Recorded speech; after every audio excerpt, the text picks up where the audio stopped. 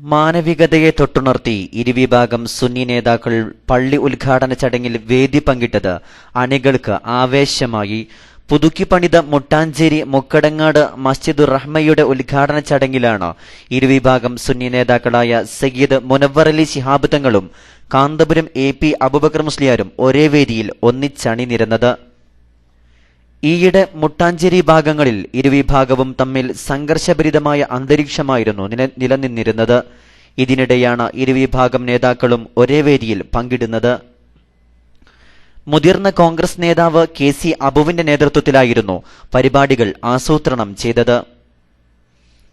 മസ്ജിദ് ഉദ്ഘാടനത്തിന് കാന്തപുരം AP അബൂബക്കർ മുസ്ലിയാർ നേതൃത്വം നൽകിയപ്പോൾ സയ്യിദ് മുനവ്വറലി ശിഹാബ് തങ്ങൾ പള്ളിയിലെ ആദ്യ നിസ്കാരം അസർ നിസ്കാരത്തിന് നേതൃത്വം നൽകി.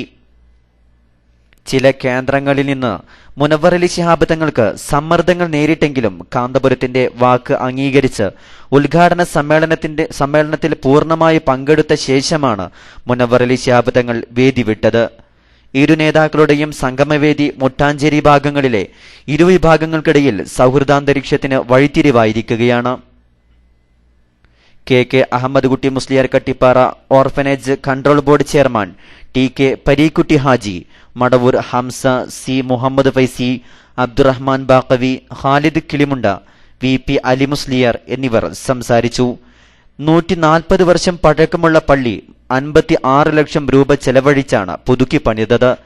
20 ലക്ഷം രൂപ കാരന്തൂർ മർക്കസ് വഴിയാണ് ലഭിച്ചത്.